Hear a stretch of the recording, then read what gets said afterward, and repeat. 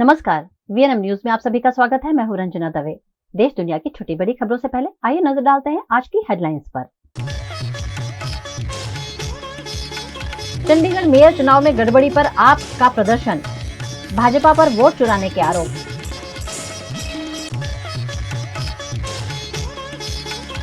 गुजरात में वित्त मंत्री कनु देसाई ने पेश किया बजट। 3,32,465 करोड़ का है बजट। और बड़ौदा ट्रैफिक पुलिस द्वारा ओवरलोडेड रिक्शा और वैन जब्त, दंड लेकर फौरन छोड़े गए वाहन। चंडीगढ़ के मेयर चुनाव में भारतीय जनता पार्टी पर गड़बड़ी के आरोप के साथ आम आदमी पार्टी ने जमकर प्रदर्शन किया। दिल्ली में आम आदमी पार्टी ने चंडीगढ़ मेयर चुनाव में गड़बड़ी के आरोप लगाते हुए प्रदर्शन किया। इसमें सीएम अरविंद केजरीवाल और पंजाब के सीएम भगवंत मान भी शामिल हुए। दोनों सीएम समेत आप कार्यकर्ताओं ने भाजपा हेडक्वार्टर का घेराव किया। प्रदर्शन से पहले केजरीवाल ने कार्यकर्ताओं को संबोधित भी किया, जिसमें केजरीवाल ने कहा कि चंडीगढ़ में हमारी पार्टी का मेयर बने या बीजेपी का, हमें फर्क नहीं पड़ता। पार्टियां आती जाती रहती हैं, लेकिन देश के साथ खिलवाड़ नहीं होना चाहिए। भाजपा ने चुनाव के साथ खिलवाड़ करना शुरू कर दिया है। इनकलाब वंदे वंदे। दोस्तों, पिछले कुछ सालों से हम लोग अक्सर ये सुना करते थे कि बीजेपी चुनावों में गड़बड़ करती है। अक्सर आरोप लगते थे कि बीजेपी चुनाव गड़बड़ करके जीतती है, बीजेपी चुनाव वोटों की चोरी करती है, ईवीएम में हेराफेरी करती है, वोटर लिस्ट में से नाम कटवा देती है, फर्जी नाम जुड़वा देती है। हम सुना करते थे कि फर्जी वोट पड़वाती है। ऐसे सुनते थे, लेकिन कभी सबूत नहीं मिला। दरअसल 30 जनवरी को हुए चंडीगढ़ मेयर चुनाव में बीजेपी को जीत मिली थी। आपका आरोप है कि भाजपा ने धोखाधड़ी करके जीत दर्ज की। चुनाव अधिकारी ने जानबूझकर उनके वोट अवैध कर दिए। इसको लेकर आपने सुप्रीम कोर्ट में याचिका भी दायर की है। चुनाव में गड़बड़ी को लेकर दिल्ली, पंजाब और हरियाणा से आप नेता और कार्यकर्ता दिल्ली में भाजपा ऑफिस के पास प्रदर्शन करने पहुंचे।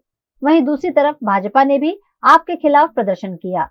इस दौरान प्रदर्शन कर रहे आपके 150 और भाजपा के 60 प्रदर्शनकारियों को दिल्ली पुलिस ने हिरासत में ले लिया।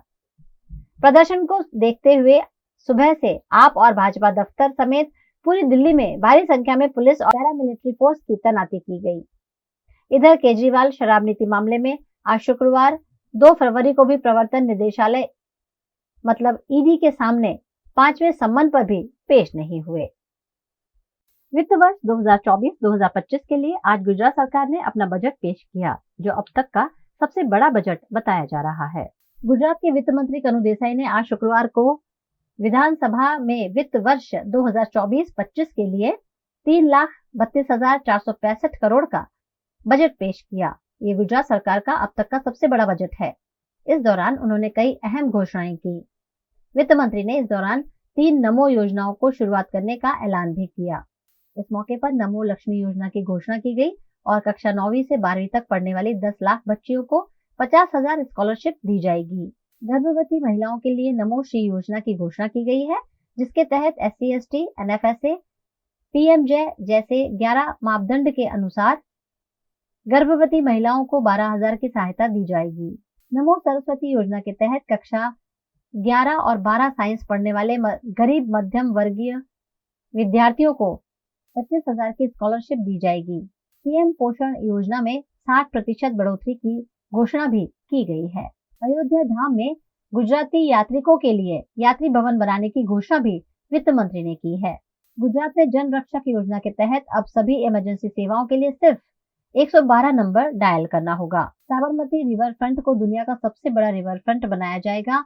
अहमदाबाद के इंदिरा ब्रिज से लेकर गांधीनगर तक रिवर फ्रंट का विस्तार होगा। साल 2022 और 23 में गुजरात की प्रति व्यक्ति आय 2,73,558 हुई। साल 2047 से पहले राज्य की 0.28 ट्रिलियन यूएसडी अर्थव्यवस्था को बढ़ाकर 3.5 ट्रिलियन यूएसडी करने का लक्ष्य रखा गया। आपको बता दें कि पिछले कई सालों से लगातार गुजरात सरकार बजट में बढ़ोतरी करती जा रही है, जिससे जनता के विकास कार्यों में तेजी आए और सीधा लाभ मिल पाए। गुजरात के वडोदरा शहर में ओवरलोडेड स्कूल वैन्स और रिक्शा बच्चों की जान को हमेशा ही खतरे में डालती रहती हैं।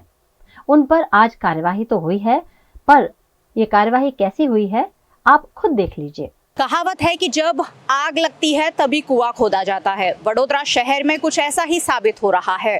कुछ दिनों पहले यहाँ हरणी में एक बोट दुर्घटना घटी जिसमें स्कूली बच्चों की मौत हो गई और उसके बाद वडोदरा कॉरपोरेशन हरकत में है, वडोदरा पुलिस हरकत में है और हर जगह अब एक्शन लिए जा रहे हैं। ऐसा ही एक्शन स्कूल वैन पर और स्कूल रिक्शा चालकों पर लिया गया है, जहाँ कैपेसिटी से ज़्यादा बच्चों को बिठाया जाता है। वैसे ये एक्शन लेना बहुत ज़्यादा ज़रूरी था, क्योंकि ज़्यादातर स्कूलों के बाहर ऐसी ही तस्वीरें सामने आती है जहां ओवरलोडेड रिक्शा और वैन बच्चों को लाती ले जाती है, जो कभी भी दुर्घटना की वजह बन सकती है।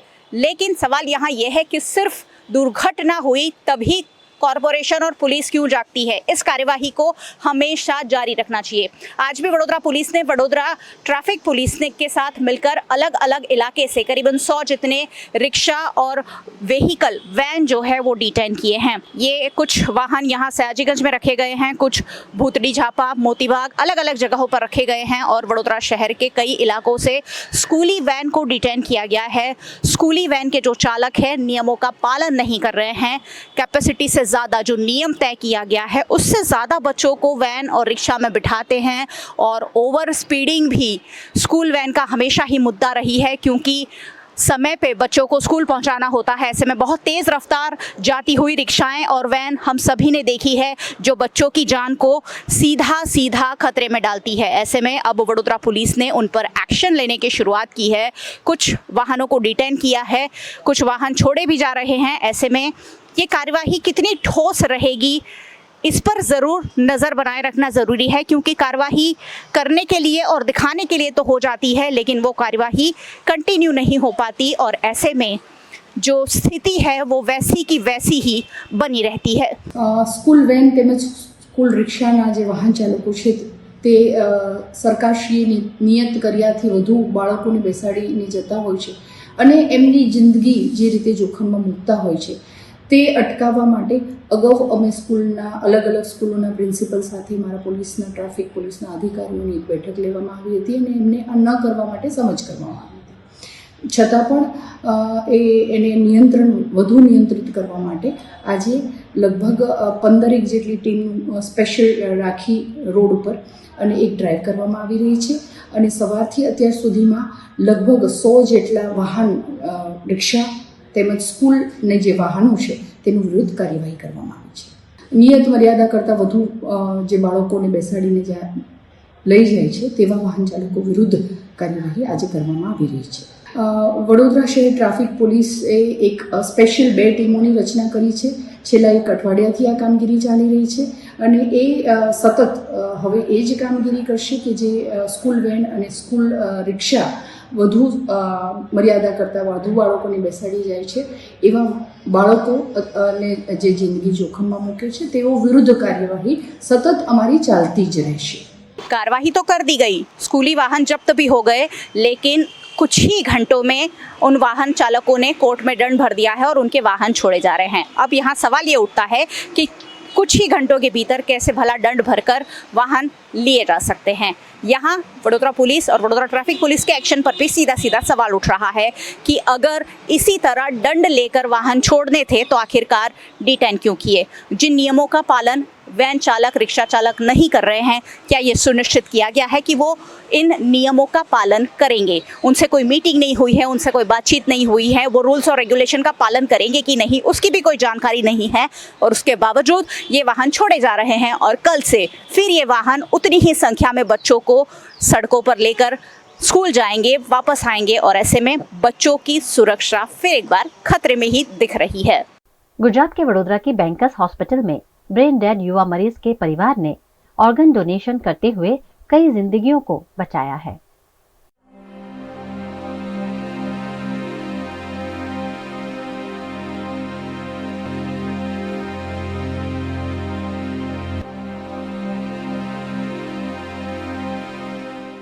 गुजरात के वडोदरा के बैंकर हॉस्पिटल में पहली बार ऑर्गन डोनेशन का सामाजिक कार्य किया गया है।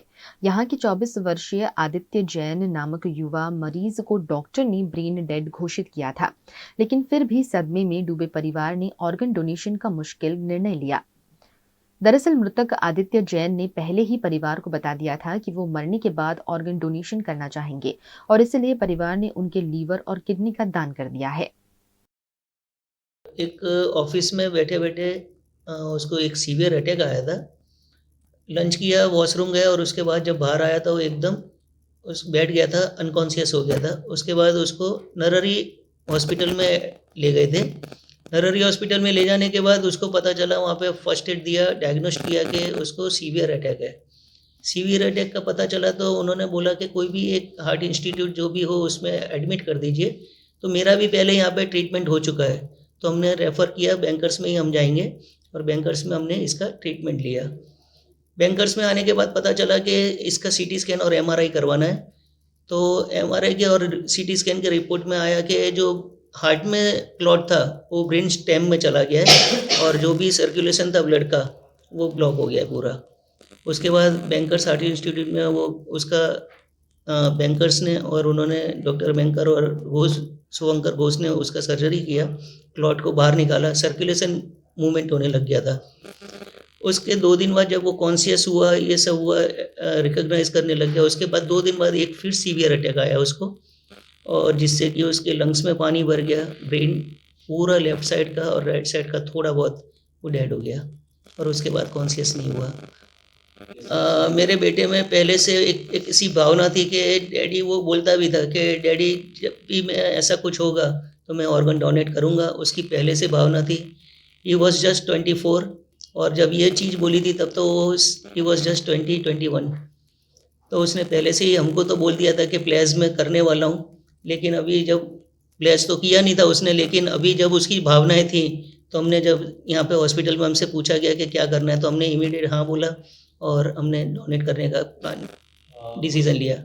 मेरा एक ही बेटा है और उसको ब्रेन हार्ट अटैक आया, उसके बाद ब्रेन उसका खड़े 2 कंटिन्यू तो उसमें उसका ब्रेन डेड हो गया।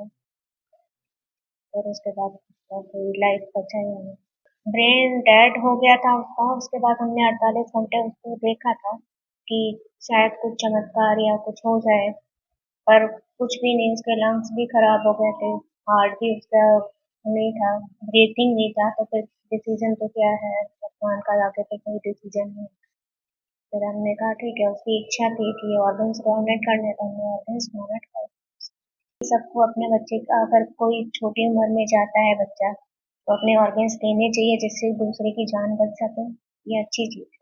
युवा मरीज आदित्य जैन के अंगों को ग्रीन कॉरिडोर बनाकर सूरत और अहमदाबाद भेजा गया और 4 लोगों की जिंदगियां बचाई गई, जिसकी बैंकर्स ग्रुप ऑफ अस्पताल की ओर से डॉक्टर पारुल बैंकर ने सराहना की।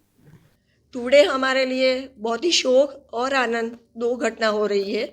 हमारा 25 साल का बच्चा आदित्य जैन, उसको देहांत हुआ है, लेकिन देहांत के पहले उनके पेरेंट्स और उनके रिलेटिव ने एक बहुत बड़ा काम किया है कि वो अपने बच्चे की दोनों किडनी और लीवर ट्रांसप्लांट के लिए डोनेशन के लिए दे रहे हैं, जो बहुत बड़ी घटना है।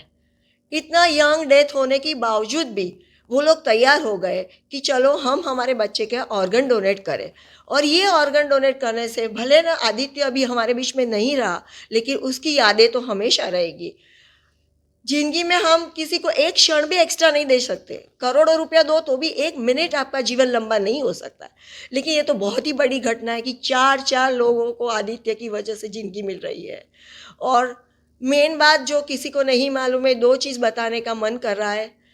कल से जब से उन्होंने डिसाइड किया, जब डॉक्टर बैंकर ने एक्सप्लेन किया कि ऑर्गन डोनेट करो तो बहुत अच्छा है, तो तुरंत ही उन्होंने मान लिया और हमने प्रोसीजर चालू की। हमारी पूरी टीम, बैंकर की पूरी टीम, जिसमें इंटेंसिविस्ट लोग हैं, आईसीयू सिस्टर्स हैं, पैथोलॉजिस्ट, एनेस्थेटिस्ट, सब ने पूरे रात और दिन मिलके बहुत सारी इन्वेस्टिगेशन किए और सब रिपोर्ट पर अपलोड किए। तो ये बड़ा काम है, लेकिन सब ने पूरी रात जग के काम किया है, तो मैं उनकी भी आभारी हूँ। सेकंड मोस्ट इम्पॉर्टेंट इज सोटा। उनके जो गवर्नमेंट के जो प्रोटोकॉल है ऑर्गन डोनेशन और रेसिपिएंट के लिए बहुत ही अच्छे हैं। जैसे ही हमने एक बार डिक्लेयर किया, सब चीज़ अपने आप चैनलाइज हो गई, कंटिन्यूस वो हमारे भी कांटेक्ट में है, हमें भी सब फैसिलिटेट कर रहे हैं, ये सब टीम आके एक्सप्लेन भी कर रही है, पेशेंट के रिलेटिव को साइकोलॉजिकल सपोर्ट भी दे रही है।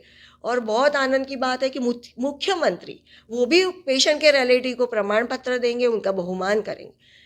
तो किसी भी रिलेटिव के लिए बहुत बड़ी बात है कि अपने इतने अच्छे बच्चे जिसकी जीवन तो आयु तो उनकी टूकी हो गई, लेकिन वो अभी भी सबको हेल्प कर रहे हैं, हम उनके बहुत आभारी हैं।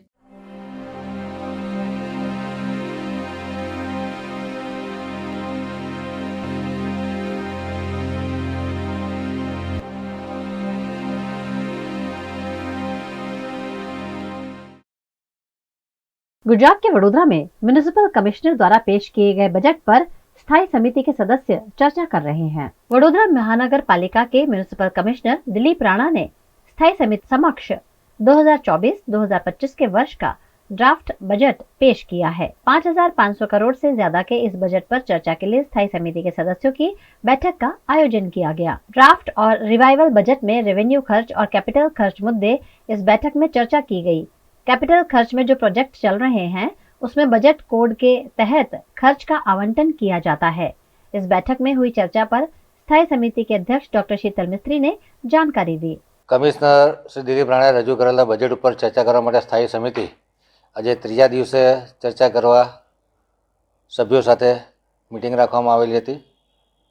આજે ખાસ કરીને ડ્રાફ્ટ અંદાજપત્ર અને જે રિવાઇઝ અંદાજપત્ર છે એના અલગ અલગ ખર્ચ જેમાં રેવન્યુ ખર્ચ અને કેપિટલ ખર્ચ આ બંને ખર્ચની ચર્ચા કરવામાં આવી હતી।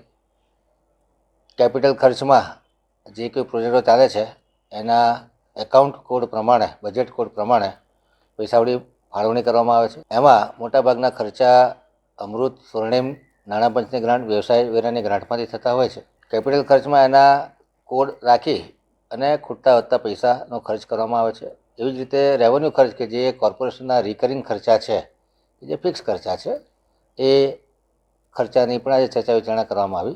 એટલે આમ મુખ્યત્વે બે બાબત કે રેવન્યુ ખર્ચ અને કેપિટલ ખર્ચ। કેપિટલ ખર્ચ દર વર્ષે અલગ અલગ હોય છે કે રેવન્યુ ખર્ચ સેમ પ્રકારના ખર્ચા હોય છે, આની ચર્ચા કરવામાં આવી છે। વિગતવાર ચર્ચા જે કોઈ નાના મોટા ચેન્જીસ થયા છે એ બજેટના ચર્ચાના આખરી દિવસે આપ સૌને જાણ કરવામાં આવશે। खबरों का दौर यूं ही चलता रहेगा। फिलहाल वक्त है एक ब्रेक का।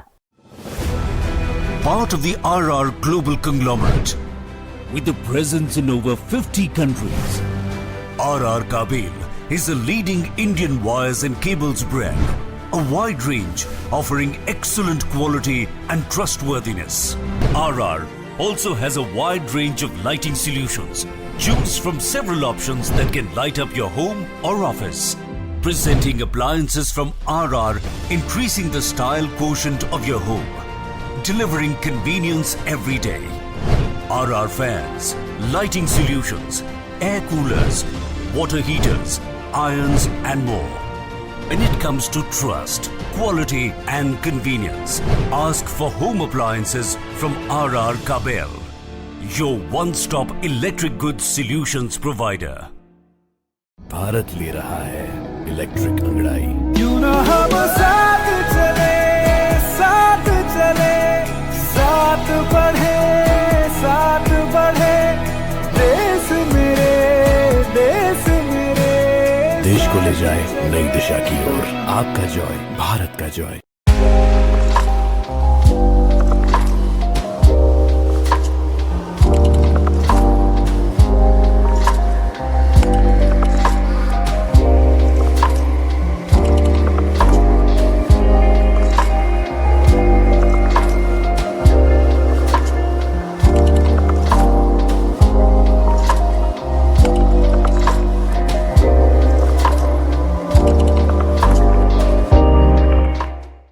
एक ओर झारखंड में हेमंत सोरेन को जमानत नहीं मिल पा रही है, वहीं दूसरी ओर चंपई सोरेन मुख्यमंत्री बन गए हैं। चंपई सोरेन झारखंड के 12वें सीएम बन गए हैं।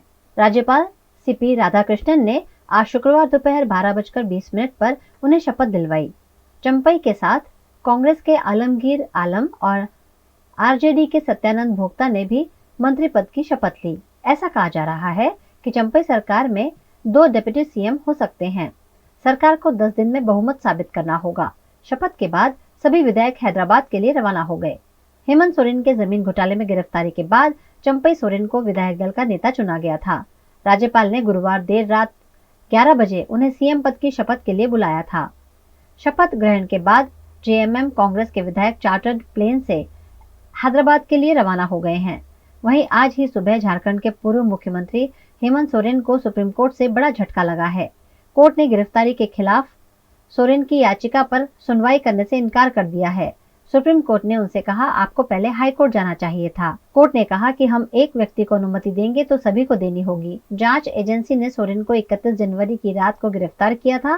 पीएमएलए कोर्ट ने हेमंत सोरेन को ईडी की 5 दिन की रिमांड में भेज दिया है। इससे पहले गुरुवार को भी उन्हें रिमांड नहीं मिली थी। गुजरात के वडोदरा की हरणी दुर्घटना के बाद हरकत में आए कॉरपोरेशन ने आनन फानन में 20 स्कूलों को बंद करने के नोटिस दे दिए हैं।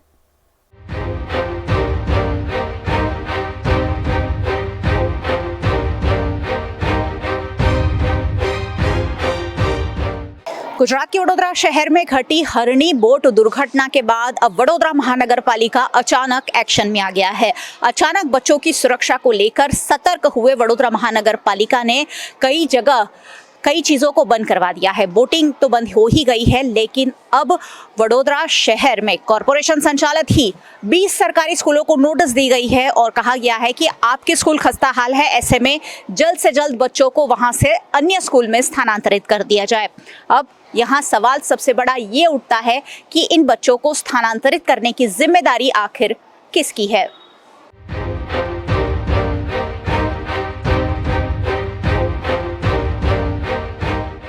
जिन स्कूलों को नोटिस दिया गया है उसकी सूची भी आपको बता देती हूँ। नवायार्ड में लोकमान्य तिलक प्राथमिक स्कूल, निजामपुरा में महारानी लक्ष्मीबाई प्राथमिक स्कूल, फतेहगंज में महाराणा प्रताप हिंदी प्राथमिक स्कूल, रावपुरा में संत जलाराम प्राथमिक स्कूल, निजामपुरा में महर्षि अरविंद प्राथमिक स्कूल, निजामपुरा में ही पूज्य रंग अवधूत प्राथमिक स्कूल, सयाजीगंज में श्री माधवराव गोलवलकर मराठी प्राथमिक शाळा, डॉक्टर हेडगेवार प्राथमिक स्कूल, वीर सावरकर गुजराती हिंदी प्राथमिक स्कूल, गोरवा रामकृष्ण परमहंस प्राथमिक स्कूल, नेताजी सुभाष चंद्र बोस प्राथमिक स्कूल, मगनभाई शंकरभाई प्राथमिक स्कूल, रमनलाल शाह प्राथमिक स्कूल, कविवर रविंद्रनाथ टैगोर प्राथमिक स्कूल, लाडवाड़ा, मंजूलाबेन खुशालचंद प्राथमिक स्कूल, रंगोली मैदान, नगर प्राथमिक कन्या स्कूल प्रताप मड़घानी पोड़ और कवि प्रेमानंद प्राथमिक स्कूल गाजरावाड़ी, राजा राम मोहन राय प्राथमिक स्कूल और मां सरस्वती प्राथमिक स्कूल और सरदार सिंह राणा प्राथमिक स्कूल। फिलहाल मैं सरदार सिंह राणा प्राथमिक स्कूल में ही खड़ी हूँ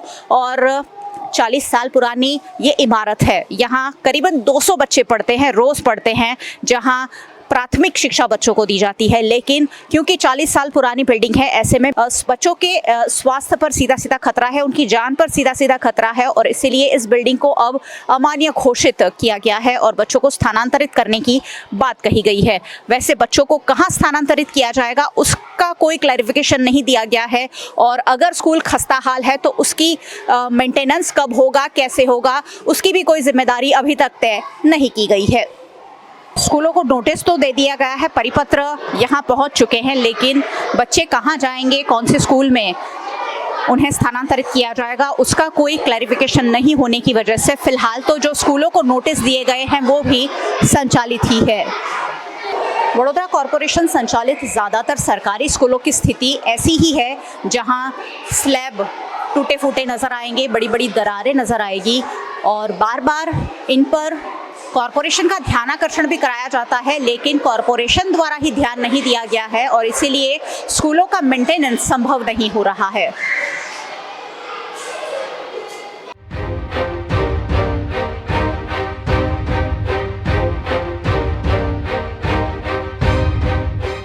कॉरपोरेशन हस्तक की स्कूलों में बिन उपयोगी सामान लंबे अरसे से पड़ा है, जिसकी लिस्ट कॉरपोरेशन ने मंगाई थी और लिस्ट स्कूल वालों ने कॉरपोरेशन को दे भी दी है। कॉरपोरेशन ने इस कॉन्ट्रैक्टर को वर्क ऑर्डर भी दे दिया है और इस बात को भी 8 महीने हो गए हैं, लेकिन अब तक किसी स्कूल से एक्स्ट्रा सामान जो खस्ताहाल हो गया है, जो नहीं काम का है, उसे हटाया नहीं गया है। नगर प्राथमिक शिक्षा समिति की जिन 20 स्कूलों को नोटिस दिया गया है उनमें से 2 स्कूल पहले ही बंद हो चुकी हैं और 2 स्कूल को मर्ज कर दिया गया है, लेकिन बाकी की स्कूल अभी भी संचालित है और खस्ताहाल होने के बावजूद नोटिस भी मिला है, लेकिन बच्चों को स्थानांतरित कहाँ किया जाए उसका कोई भी क्लैरिफिकेशन नहीं होने वजह से अभी भी स्कूल तो संचालित है ही। स्कूलों में अक्सर स्लैब गिरने की घटनाएं भी सामने आती है जिस पर कॉरपोरेशन का ध्यानाकर्षण स्कूल वाले अक्सर करवाते हैं, लेकिन कॉरपोरेशन ने इस पर कोई ध्यान नहीं दिया है। और अब अचानक जब स्कूलों को नोटिस दे दिए गए हैं तो ऐसे ही करीबन 10,000 बच्चों का भविष्य अधर पर लटक गया है।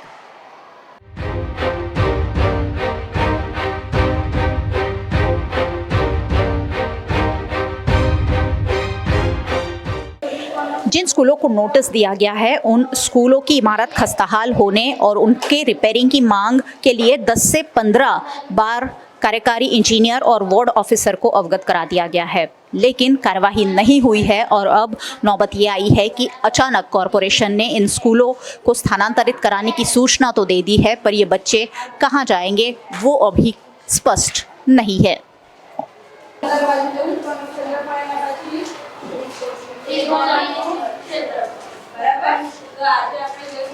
बच्चे पढ़ रहे हैं और जो छत है उसके स्लैब टूटे हुए नजर आ रहे हैं। यहाँ जो स्लैब है उसकी स्थिति देखी जा रही है और उसी के नीचे बैठकर पढ़ने के लिए बच्चे मजबूर है, लेकिन इस पर कॉरपोरेशन कोई ध्यान नहीं दे पा रहा है। ऐसे में अगर कोई बड़ी दुर्घटना घटती है तो उसके जिम्मेदार कौन होगा, उस पर बड़ा सवालिया निशान है, जिसका जवाब शायद कॉरपोरेशन के पास भी नहीं है।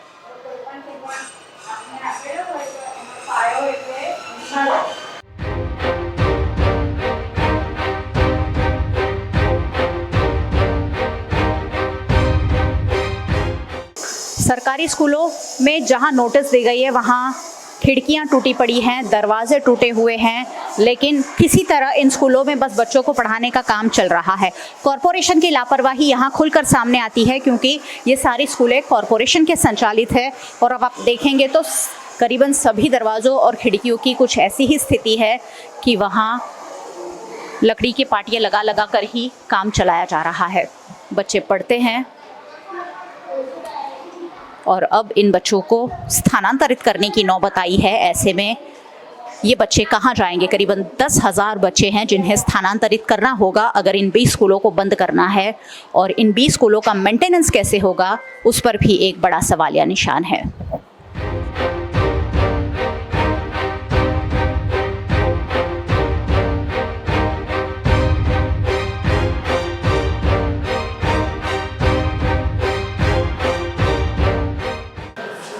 સર, તમારી શાળાને પણ નોટિસ આપવામાં આવી છે કે એની સ્થિતિ સારી નથી એટલે એને બંધ કરવામાં આવે?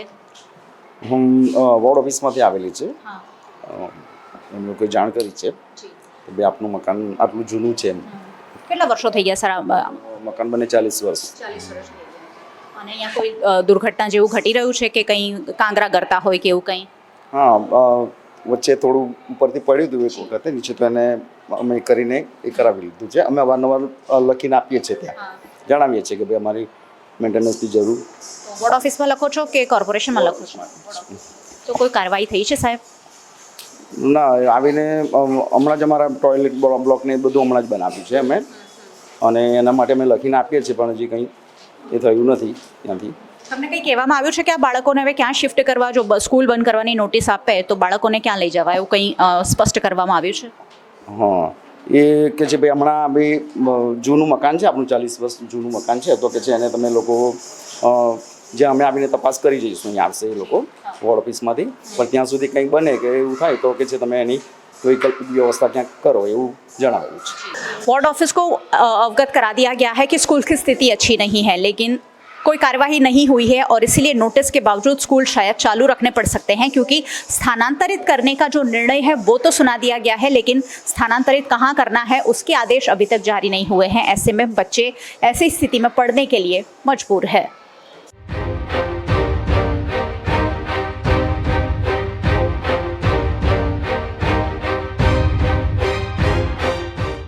गुजरात के वडोदरा में ऑनलाइन जॉब के नाम पर ठगी की वारदात को अंजाम देने वाले 3 आरोपियों को गिरफ्तार किया गया। वडोदरा में ऑनलाइन जॉब का झांसा देकर 3 आरोपियों ने एक युवक से 82 लाख रुपए की ठगी की।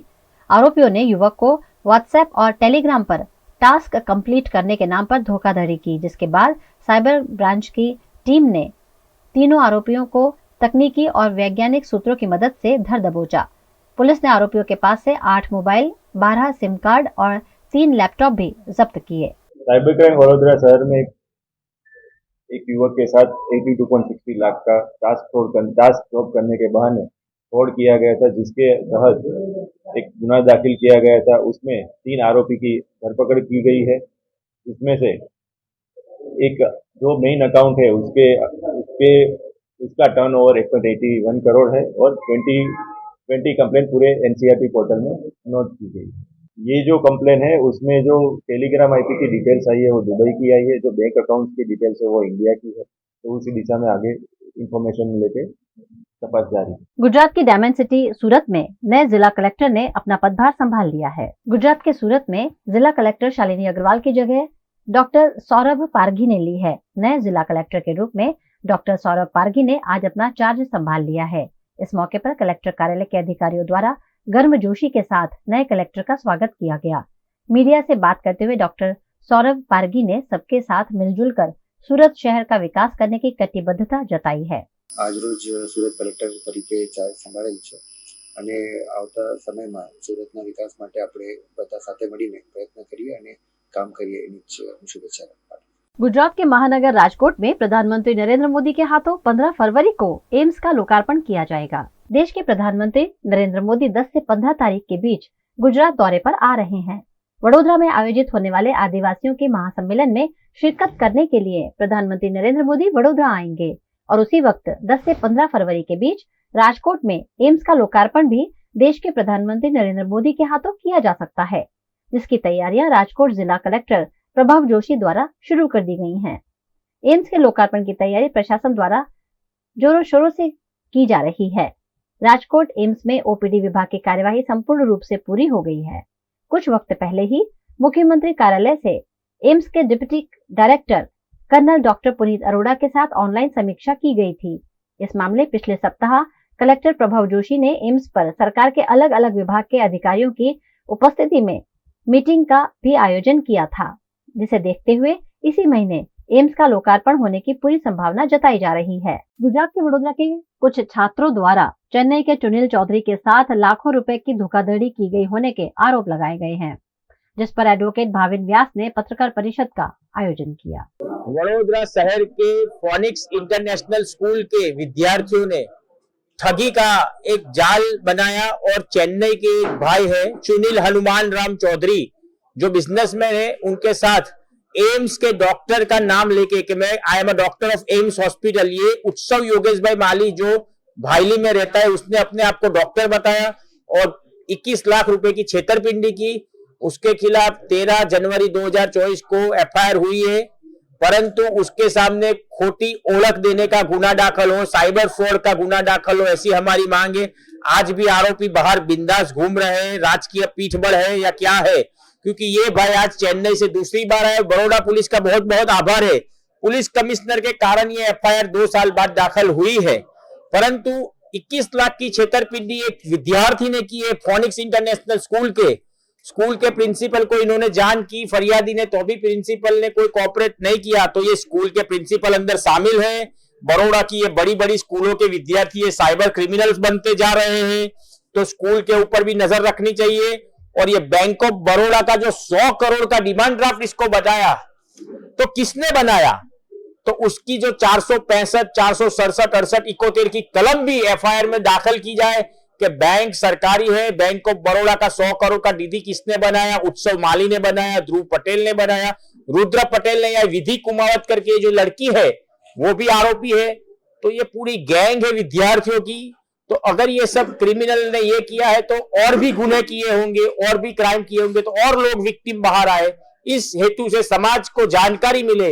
और ये योगेश भाई माली उसके पिता है, वो भी उसके अंदर शामिल है क्या, ये प्रश्नार्थ भी रहता है कि माता पिता जानते ही होंगे 16, 17, 18 साल का लड़का फ्रॉड करेगा तो ये सबका नाम खुले और सबके सामने एफआईआर तो हुई है, पर कलम उमेरा होए 467-68 और खोटी ओळख देने का भी कलम का उमेरा होगा, ऐसा हमारी मांग है। मेरे साथ भरोसा दिला के विश्वासघात हुआ है, स्कैम हुआ है, ऑनलाइन स्कैम जो फ्रॉड है। पता चला है कि वो उसने मुझे जाल में फंसा के पैसे चुराए मुझसे। ये जान के कि मेरी हालत खराब है तो उसने बहुत ही चालू तरीके से ये 2 साल 5 महीने में मेरे साथ कुल 21 लाख की नुकसान डाला है और बैंक ट्रांजैक्शन के अनुसार मेरे पास सिर्फ 18,60,000 है। ये उत्सव माली जिसने मुझे ठगाया है, मैंने उसको BGMI गेम में मिला था, battle ground mobile India game में मिला था। 2021 जून 21 तारीख को मैंने उसको मिला था और जब हम बहुत दोस्त बनाए थे उस समय में, तो उत्सव ने मुझे जाल में फंसा के 3 महीने भरोसा दिला के, वो डॉक्टर है, उसने भरोसा दिला के मुझे ठगाया था। खबरों का दौर यूं ही चलता रहेगा। फिलहाल वक्त है एक ब्रेक का।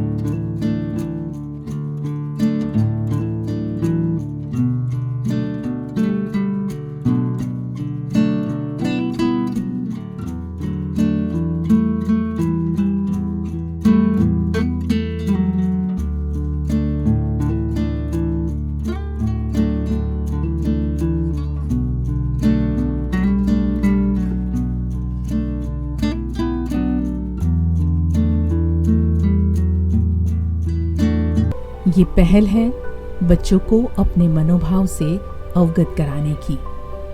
ये पहल है बच्चों को मानसिक स्वास्थ्य समझाने की। ये पहल है नए समाज के रचनाकारों को मानसिक स्वस्थ बनाने की।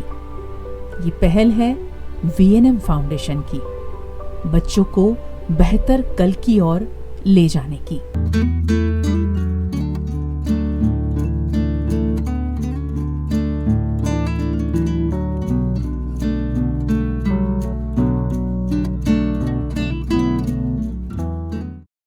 माना होटल्स एंड रिसोर्ट।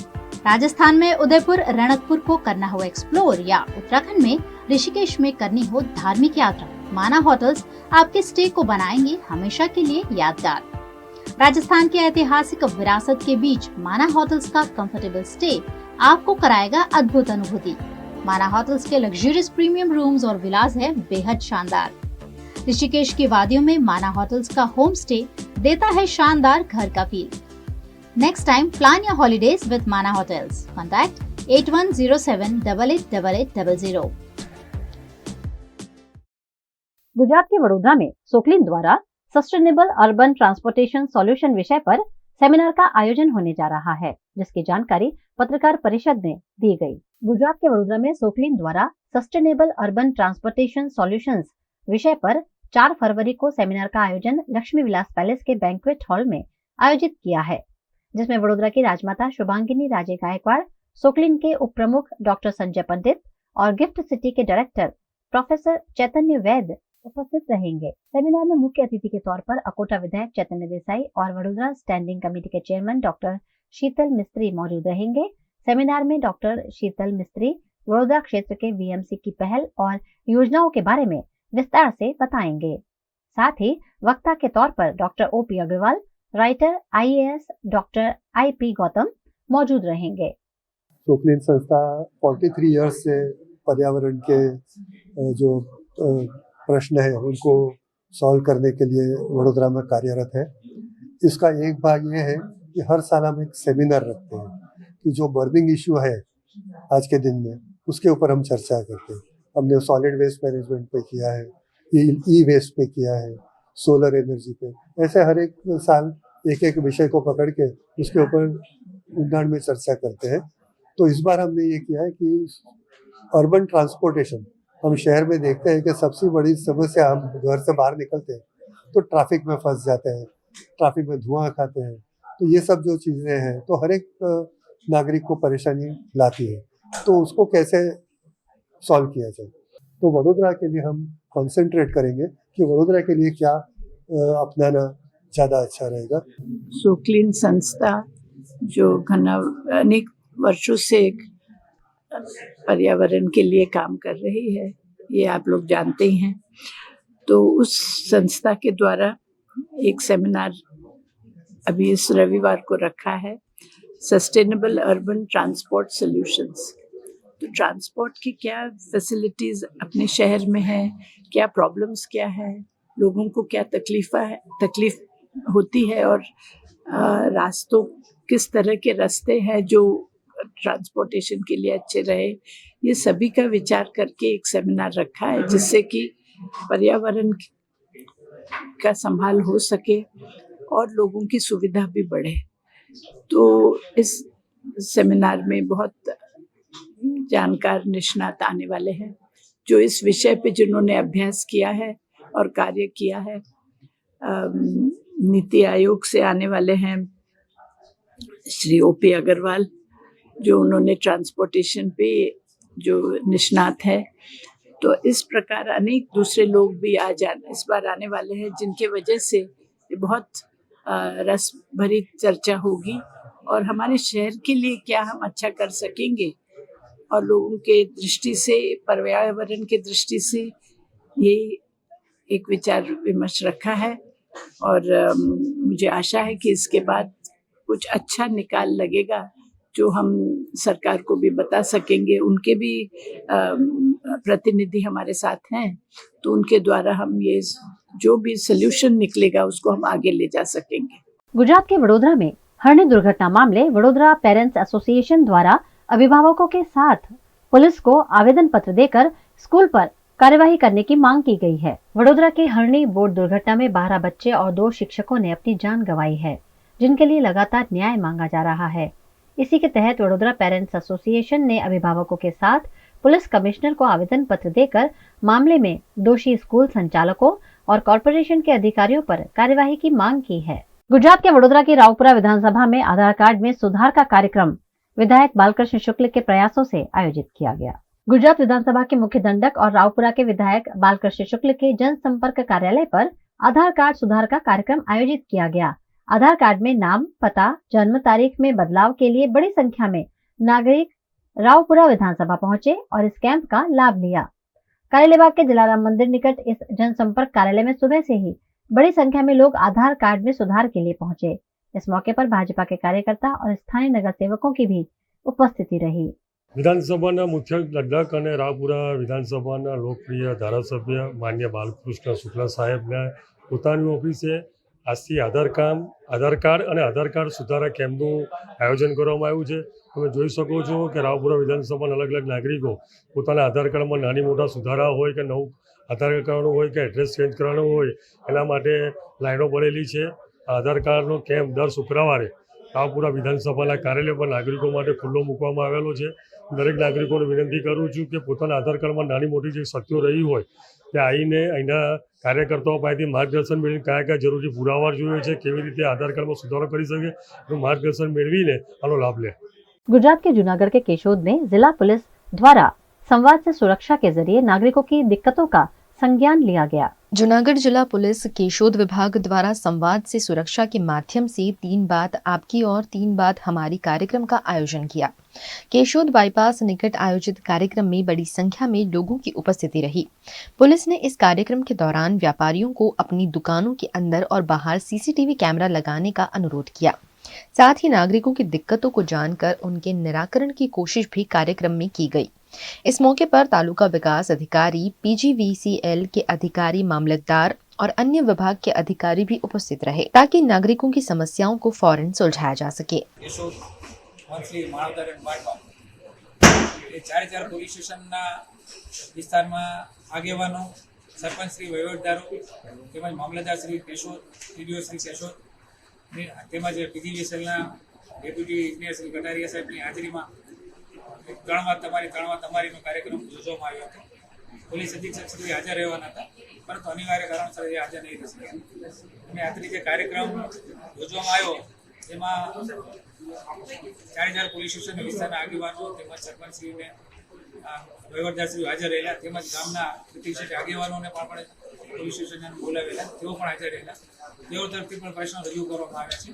તે જ રીતે પોલીસ સ્ટેશનના જે પોલીસના જે પ્રશ્નો છે એ પણ વાતો રજૂ કરવામાં આવી, જેમાં સ્થળ ઉપર નિકાલ થઈ શકે એટલું છે. તેમજ ઉપરાંત બીજી પણ રજૂઆત નિકાલ કરવા માટે બીજા વિભાગની પણ રજૂઆત હતી, તેઓને પણ संतोषकारक जवाब आपवामां આવ્યા છે. તેમજ બીજી જે રજૂઆતો છે એમાં પણ पुलिस કાર્યવાહી કરશે. मध्य प्रदेश के मंदसौर में बोर्ड परीक्षाओं की तैयारी प्रशासन द्वारा की जा रही है. मध्य प्रदेश के मंदसौर में माध्यमिक शिक्षा मंडल द्वारा आगामी 5 और 6 फरवरी से 10वीं और 12वीं की बोर्ड परीक्षाओं को आयोजित किया जा रहा है. इन परीक्षाओं को लेकर लंबे समय से मंडल द्वारा तैयारियां की जा रही थी और अब परीक्षा सामग्री का वितरण भी किया जाने लगा है. मंदसौर के उत्कृष्ट विद्यालय परिसर से बोर्ड परीक्षा की आवश्यक सामग्री जिले के सभी 70 परीक्षा केंद्रों के लिए भेजी गई. संपूर्ण सुरक्षा के साथ परीक्षा सामग्री संबंधित पुलिस थाने में भेजी गई है. परीक्षा के समय में परीक्षा केंद्रों तक इन सामग्री को पहुंचाया जाएगा. लोकसभा चुनाव के मद्देनजर इस बार समय से पहले माध्यमिक शिक्षा मंडल द्वारा बोर्ड परीक्षाओं का आयोजन किया जा रहा है, जिसकी तैयारियां परीक्षार्थियों के साथ साथ प्रशासन और शिक्षा विभाग भी कर रहे हैं. उत्कृष्ट विद्यालय मंदसौर चूंकि समन्वय संस्था है, इसलिए यहाँ से जिले के समस्त 70 केंद्रों को गोपनीय सामग्री का वितरण किया जा रहा है, जिसके लिए हमारे वरिष्ठ कार्यालय द्वारा समस्त निर्देश दिए गए हैं और उन निर्देशों के अनुसार सारी व्यवस्थाएं कर दी गई हैं. हाई स्कूल और हायर सेकेंडरी के बोर्ड की एग्जाम है जो कि 5 और 6 फरवरी से शुरू हो रही है. उत्तर प्रदेश के सोनभद्र में 70 जोड़ों का भव्य सामूहिक विवाह सफलतापूर्वक संपन्न करवाया गया. यूपी के सोनभद्र के दूधी डिग्री कॉलेज मैदान में समाज कल्याण विभाग द्वारा संचालित मुख्यमंत्री सामूहिक विवाह योजना अंतर्गत यह विवाह धूमधाम से कराया गया, जिसमें बाकायदा डीजे के सुरताल पर भव्य बारात निकालकर 70 जोड़ों की शादी करवाई गई. इनमें से 69 जोड़ों का विवाह हिंदू रीति रिवाज के साथ हुआ, जबकि एक मुस्लिम जोड़े का निकाह मुस्लिम रीति रिवाज अनुसार कराया गया. इस मौके पर भारतीय जनता पार्टी के अजीत रावत, श्रवण गोड़, राजन चौधरी, रंजना चौधरी, राजन सिंह, कमलेश मोहन, मनोज सिंह, मनीष जायसवाल, सुमित सोनी, भोलू जायसवाल समेत दूधी ब्लॉक के अधिकारी गण मौजूद रहे. आज विकासखंड दूधी में सामूहिक विवाह योजना के अंतर्गत 70 जोड़ों की शादी कराई गई है और सकुशल यह शादी संपन्न हुई है. इसमें जोड़ों के खातों में 35,000 रुपये प्रति जोड़ा, साथ में उनको 10,000 रुपये की सामग्री भी दी गई. उस सामग्री उनको विकासखंड पे रिसीव कराई जाएगी. वीएनएम टीवी की खबरें अब आप यूट्यूब, फेसबुक, इंस्टाग्राम के अलावा ओटीटी प्लेटफॉर्म्स पर भी लाइव देख सकते हैं. डेली हंट, जियो टीवी, वोडाफोन टीवी पर 24 घंटे वीएनएम टीवी आपके लिए उपलब्ध है, तो देखते रहिए VNM TV. VNM news room से आज बस इतना ही. कल फिर मुलाकात होगी, तब तक के लिए इजाजत दीजिए. नमस्कार.